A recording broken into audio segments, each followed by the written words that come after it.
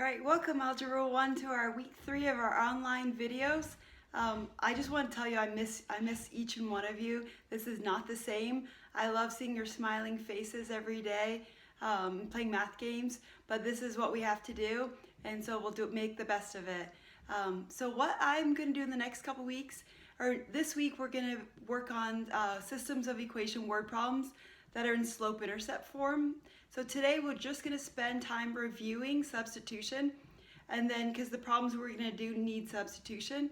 So I have 3 problems, so if you'd get out a piece of note paper and title your notes, you still want to keep yourself organized, so when we have a test we'll review back all the information. So first thing, just a couple things to tidy up from last couple weeks. So if I leave you a note in Google Classroom on an assignment, especially if it's something that needs to be fixed or redone, please take note of that. I will update grades once you fix it, but it's pertinent that you make sure that you go through and you correct anything that you need to. All right, so make sure, look for comments. If there's 0 still in a grade book, so make sure you look why, and I'll fix it once you communicate with me. Once you've completed it, I will give you the grade. All right, so we can title for today, Systems of Equations by Substitution. I have 3 problems to start with. I have 3x minus y equals 14, and then y equals to negative 4x. Okay, so first thing when we had substitution, remember we talked about a basketball team or a soccer team. What does a substitute mean? You go in for someone else. Same thing in algebra. We need one variable, at least one variable by itself, and what we have is y. So what we see is y equals negative 4x. So where we see y in the other equation, we're putting what y equals in its place. So we would write out 3x, there's still a minus, put parentheses, negative 4x equals to 14. So all you're doing is taking negative 4x and putting it in the place of y. So what's the opposite of a negative mean? Or a negative times a negative? It means plus. So this would be 3x plus 4x equals 14. So remember, on the same side, combine like terms. 7x equals 14, and then divide by 7. So x is 2. So remember, if we have an x, then there are systems of equations that cross, so we got to find the y. I would go back to where we see already y is by itself.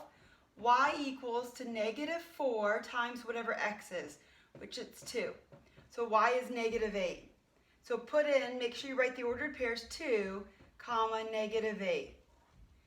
So 2, negative 8 is where they intersect. So if you have a variable by itself, put what that equals in the place for the y, and then just solve the equation.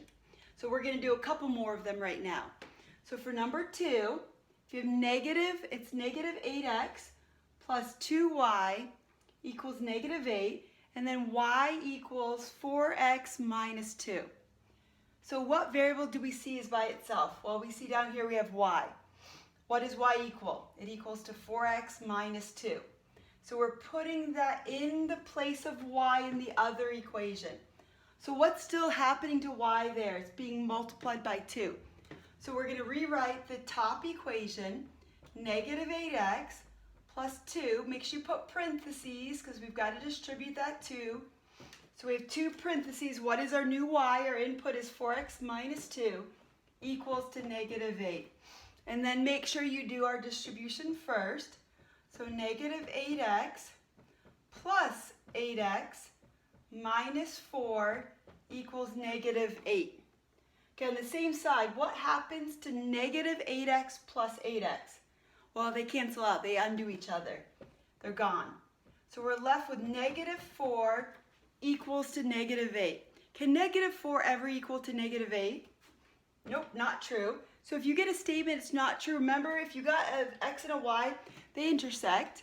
So if you got something that's not true, remember they were parallel lines. They will never intersect. So what kind of solution does parallel lines have?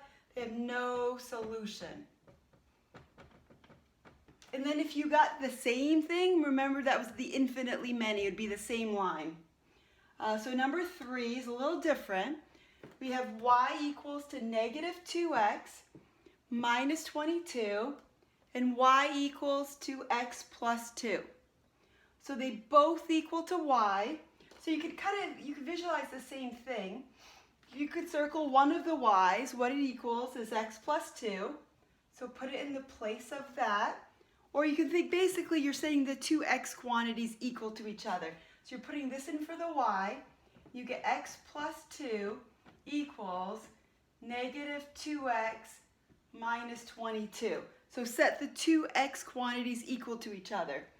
So I like to move, so if they're on different sides, you have to undo the x. So I like to undo it with looking for the smaller number, which would be negative 2. To undo it, remember you got to do its inverse operations. So let's add 2x. Make sure you're adding it to the like term on the other side. So you get 3x plus 2 equals negative 22.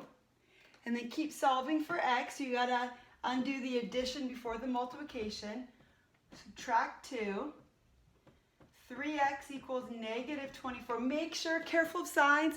I've seen just simple mistakes of not carrying down your signs. So it should be a negative 22, or 24 divided by 3, which is a negative 8. So again, if you get an 8x, it's not one of the special cases. It's not no solution or infinitely many. We have an x, it's negative 8.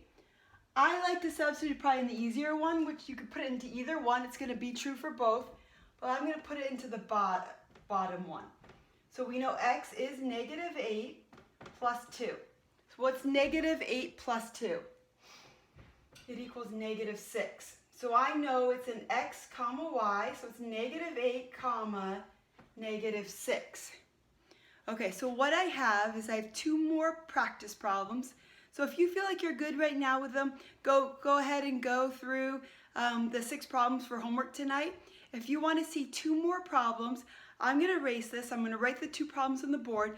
My suggestion is you to pause it, try the 2 problems, and then I'll walk you through with it. All right, I'm going to erase this, and then I'm going to try 2 more problems for just to make sure we've got it. So you can always come back and look at these later if you forget. Okay, so I have 2 extra problems that I wrote down.